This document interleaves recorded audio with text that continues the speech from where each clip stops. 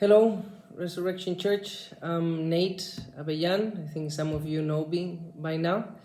It's 9 o'clock here in Monterrey, Mexico. I'm in my living room reading a little bit now that the kids are asleep. Erin goes to sleep at 8 and Leah at 7. And my wife, Karen, is hiking a mountain somewhere. So this evening, basically, we enjoy some time together. My wife helped the kids get a bath while I was teaching English, and then she left to go do some exercise, and I stayed with the kids. We went to the mall, buy some things, then we cooked together, and then we played some video games, and now finally I can enjoy some rest. It's been a busy day at work. I work for a education company. I'm a consultant for some schools here in Monterrey. I help them with their books, programs, and so on, in their decisions on how to better accomplish their mission and vision through educational programs. Closed a couple sales, lost one, so kind of bittersweet day. And Pastor David asked me to do a short 7 to 10 minute video to describe my philosophy of ministry. And my thought right now, what I'm thinking is, you do a video describing your philosophy of ministry in 7 minutes. But well, I'll give it my best try here. So basically, just a couple points. I believe that the purpose of the local church is to glorify God by transforming people into the image of Jesus Christ. So we glorify God when we transform people into the image of Jesus Christ, and that means more and more people turned more and more into the image of Jesus Christ. It's really an unending mission. And if I had to summarize the how we do this, the strategy, I would say we help people connect with Jesus, and then we help them live in community with Jesus and his people, and then we help people answer their particular Christian call, what Jesus is calling them to do. So connect with Jesus and live in community with Jesus and his people, and answer Jesus' particular call for your life. This is my main points about my philosophy of ministry. I think we do this in two types of meetings, not meetings, but two types of services or agendas. We have a weekly gathering, generally Sunday, where we get together as a community to be instructed with the word and preaching, Bible reading, singing, praying, enjoying the Lord's Supper, baptism, together as a community. So in that gathering, we connect with Jesus through his word, and then we live in community. We get together, and in a very particular way, week in and week out, the leaders help us answer our particular calling for our particular moment, specific moment in life. And then there's other types of meetings, small groups, community groups, whatever you want to call it, midweek services, where we get in smaller groups so that we can enjoy better fellowship, not better, but more specific, and to better help us connect with Jesus and discern Jesus' calling for our lives. I think there are 4 descriptors that need to characterize all the services of the church. They need to characterize how we try to achieve the purpose, and they need to define our strategy also. And it needs to be centered in the gospel. It needs to be done in God's way. It needs to be led by the Holy Spirit, and it's to be centering on people. So, centered on the gospel. The gospel is everything. The story of Jesus Christ crucified, and he rose again from the dead, and now he's on the throne interceding for us. That's everything for the believer, for the unbeliever, and for the believer. We just go deeper and deeper and deeper into this story, which is the story of the whole Bible, and we try to understand it better. We try to apply it better to our hearts, to our lives, to our thinking. That's what we do. It needs to be done in God's way. There is some freedom in the New Testament for the church. Not everything is prescribed, but there are some things that God says that needs to be done a certain way, like a weekly gathering of the whole congregation, for example. Needs to be led by the Holy Spirit. We need to be sensitive to the person of the Trinity that lives in every member of the church. If we do things without taking him into consideration, well, we're missing big time.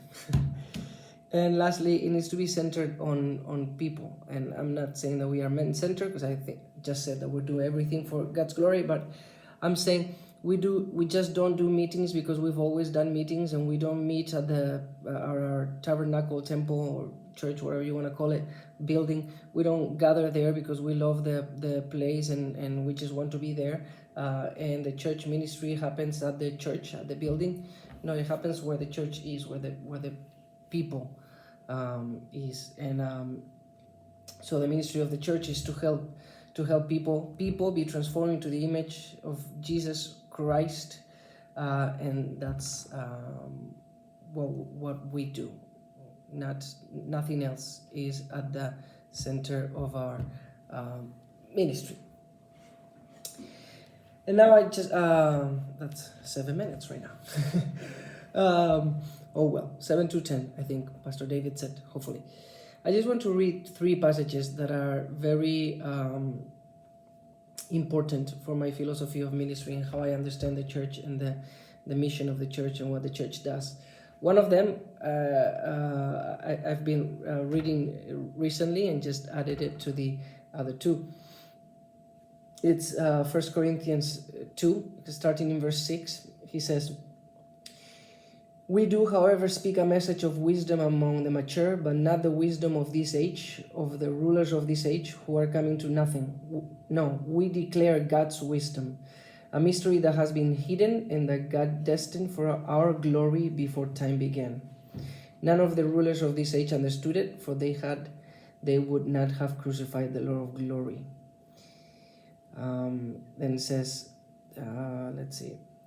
"This is what we speak," verse 13, "not in words taught us by human wisdom, but in words taught by the Spirit, explaining spiritual realities with Spirit-taught words. The person without the Spirit does not accept the things that come from the Spirit of God, but considers them foolishness and cannot understand them because they are discerned only through the Spirit." So basically, Paul is saying when he arrived at Corinth, and he spent a ton of time in Corinth, he says, this is what we did. We explained, we spoke the wisdom of God. And I believe the wisdom of God that he's referring here is the story of redemption described in all of the scriptures. Creation, fall, the history of Israel, the coming of the Messiah, his death, his resurrection, the sending of the Holy Spirit, his ministry of intercession, the church. That story, that's God's wisdom. That's what we call the gospel. And Paul is saying, this is what I will do with you all the time. I don't want to teach you human wisdom. I want to teach you God's wisdom, and that's what we're going to study. That's what we're going to reflect. That's what we're going to apply to you who have the Spirit. This is what you need to spend your life doing. Study God's wisdom with the Spirit that he gave you. So gospel-centeredness right there. Another favorite passage for ministry, it's Hebrews 3. It says, "See to it, brothers and sisters, that none of you has a sinful, unbelieving heart that turns away from the living God." So I do not want to have a sinful, unbelieving heart that turns away from the living God. I do not want to, and that is what my heart is prone to do all the time. So what's the solution? to this. It says, but encourage one another daily, as long as it is called today. So the solution to not having a sinful, unbelieving heart, which our hearts are that way, it's to live in a community of spirit-filled people and encourage each other daily. That's community. And then another passage for my philosophy of ministry, it's Genesis 3. That's probably a bit weird. But it's what God told Adam after he sinned. And he says, cursed is the ground because of you. Through painful toil you will eat food from it all the days of your life. It will produce thorns and thistles for you, and you will eat the plants of the field. By the sweat of your brow you will eat your food until you return to the ground, since from it you were taken. From dust you are, and to dust you will return. I do not expect for us, for the church, for Resurrection Church, I don't expect any church to do ministry pre-fall or post resurrection of the people of the church. We do ministry in this context, in a cursed ground, through painful toil, with thorns and thistles. That's where we do ministry. So I'm not perfect. I sin. I get sad. I get disappointed. Sometimes, marriage, it's not what you thought it would be. It doesn't fulfill your expectations. People lie. People deceive. We deceive. We lie. And this picture of or this idea of saying, I can't believe he did that, I can't believe she did that.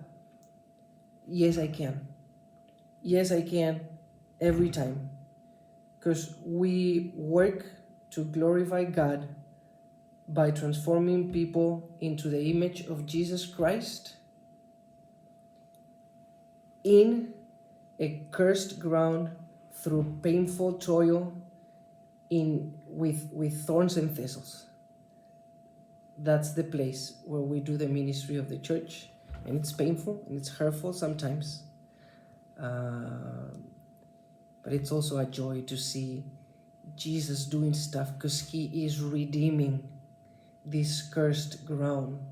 He's turning this pain into blessing little by little, and he is taking away thorns and thistles through his Spirit, until one day he's going to come and he's going to say, that's it.